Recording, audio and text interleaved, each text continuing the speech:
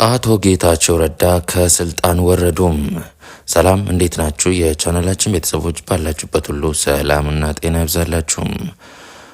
አዲስ ሰበር ዜና ይዤላችሁ መጥቻለሁ። አብራችሁን ቆዩም።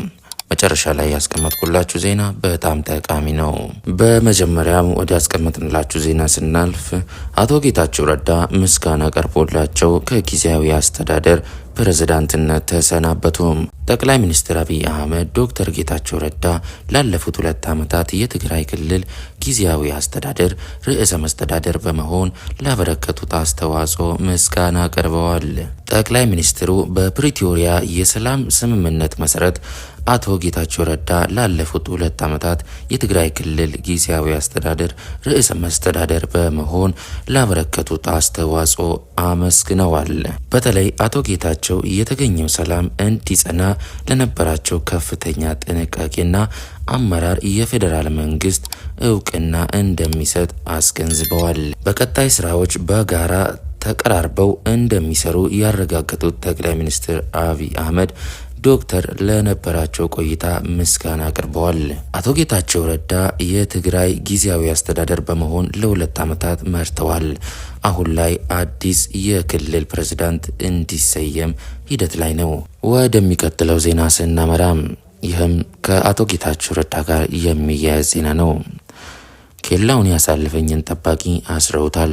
አቶ ጌታቸው ረዳም የትግራይ ክልል ጊዜያዊ አስተዳደር ፕሬዝዳንት አቶ ጌታቸው ረዳ ዩኤምዲ ከተባለ ሚዲያ ጋር በነበራቸው ቆይታ መጋቢት 2 2017 ዓ.ም ከመቀለ ለስራ ጉዳይ ወደ አዲስ አበባ ለመጓዝ ወደ አውሮፕላን ማረፊያ በመኪናቸው እየተጓዙ በነበረበት ወቅት ስለተጠቃባቸው የመግደል ሙከራ ይፋ አድርገዋል። ባለፉት 2 ዓመታት ምን እንዳጋጠማቸው አብራርተዋል። አቶ ጌታቸው ረዳ ምን አሉ? በዚህ 2 ዓመት ያልጠበቅኩት የገጠመኝን ነገር ልንገርህ። እኔን የመያዝ ፍላጎት እንዳላቸው የማቀው ነገር አልነበረም። ወደ አዲስ አበባ ለስራ እየተጓዝኩ ኬላ ዘግተው ፕሬዝዳንት እንዲያግቱ ብቻ እንዳይመስልህ፣ በማንኛውም መለኪያ የትግራይ ህዝብ የማይመጥን ነውር ለመፈጸም ነው ሙከራ ያደረጉት። የትግራይ ህዝብ መንግስት አውቶሪቲ በጣም ያከብራል። አምባገነንነት ወይም አናርኪ እንዲፈጠር ፍላጎት የሌለው ህዝብ ነው። መንገድ ላይ ማገታቸው አልበቃ ብሎ አወጣከኝ የሚባል የአንድ ኮር አዛዥ ፓትሮል ይዞ እስከ አውሮፕላን ማረፊያ በር ድረስ መጥቷል። ወደ ውስጥ ያልዘለቀው በቦታው የፌዴራል ፖሊስ የጥበቃ አባላት ስለነበሩ ነው። የአየር መንገዱ ሴኩሪቲ እኔ ጋር ደውሎ ጌታቸው ገባ ወይ፣ ብቻውን ነው ወይ ሌሎች ሰዎች ይዟል ብሎ ጠይቆኛል ብሎ ነግሮኛል። ከመቀለ ከወጣው በኋላ ያወቅኩትና በጣም ያሳቀቀኝና ያሳዝነኝ ጉዳይ እኔ በማምለጤ ተደዋውሎ በስልክ በቁጭት ያወሩ 2 ሰዎች አውቃለሁ። በጣም እማከብራቸው ትልልቅ ወታደራዊ አመራሮች ናቸው። እንዴት ሊያመልጥ ቻለ እያሉ ነው በቁጭት የሚያወሩት። እንዴት ያመልጠናል ብለው ነው ያወሩት። እኔን መግደል ወይም ፊዚካል ኤሊሚኔሽን እንደሚያስቡ በግልጽ ቋንቋ እየነገርኩ ነው። ወደ አየር መንገድ በሚወስደው አስፋልት መንገድ እኔ ሳላውቀው ኬላ ሰርተው መኪናዬን አስቆሙት። የኬላው ጠባቂ እኔ መሆኔን እናረጋግጥ እንደውላለ። የመኪናዬን መስኮት አውርጄ ማን ጋር ነው የምትደውለው አልኩት። ይህንን ስለው ተሳቆ አሳለፈኝ። በአለቆቹ እንጂ በኬላ ጠባቂው አልፈርድም። ምክንያቱም አለቆቹ አርግ ያሉትን ያደረገው። ነገሩ በቀላሉ ስላለፈ እንጂ ግጭት ቢፈጠር በእኔ ጠባቂዎችና በኬላው በነበሩ መካከል ነው የሚሆነው። ከችግሩ ያወጣኝም የኬላው ጠባቂ አይደለም፣ የአዛዦቹ ነው። የትግራይ ህዝብ ስርዓትና ህግ ያውቃሉ ብሎ የሚያስባቸው ሰዎች ስለ ሰው መግደልና ስለ ፕሬዝዳንት መግደል ያስባሉ ብዬ አስቤ አላውቅም። ኋላ ላይ ሳስበው ግን ለካ የነበረ ባህል ነው።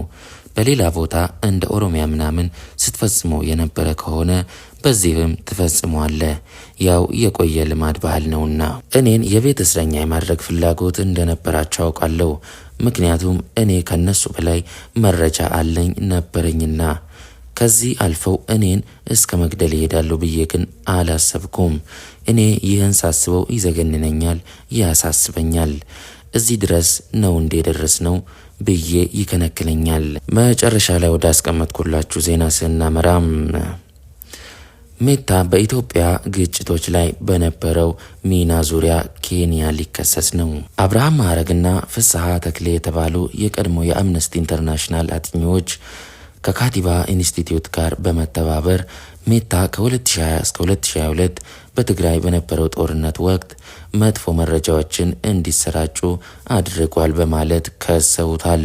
የአብርሃም ማዕረግ አባት የሆኑት ማዕረግ አማረ በባህር ዳር ዩኒቨርሲቲ መምህር የነበሩ ሲሆን በ2021 ፌስቡክ ላይ የጥላቻ ጽሑፎች ከተሰራጩ በኋላ እንደተገደሉና ፍስሐ ተክሌም የሰብአዊ መብት ስራ በመስራቱ ጥላቻ እንደደረሰበት ተናግሯል።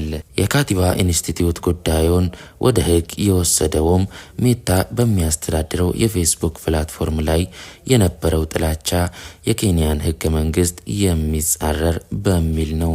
ከሳሾች የፌስቡክ አልጎሪዝም ለሰብአዊ መብቶች መጣስ አስተዋጽኦ የሚያደርጉ ጥላቻና አደገኛ መረጃዎች አጉልተው ያሳያሉ ብለዋል። በፌስቡክ ተሰራጭቷል በተባሉ የጥላቻና የአመጽ ድርጊቶች ሜታ ተጎጂዎች $2.4 ቢሊዮን የመቋቋሚያ ፈንድ እንዲከፍል ጠይቀዋል። ጉዳዩ አምነስቲ ኢንተርናሽናል እና ግሎባል ዊትነስን ጨምሮ በዓለም አቀፍ የሰብአዊ መብቶች ተሟጋቾች ድጋፍ አግኝቷል። ሜታ በበኩሉ ጉዳዩ የኬንያን ፍርድ ቤት እንደማያገባውና የአገልግሎት ደንባቸው የሚኖረን ክስ በአሜሪካ ፍርድ ቤቶች እንዲታይ ብቻ እንደሚገድብ አስታውቋል።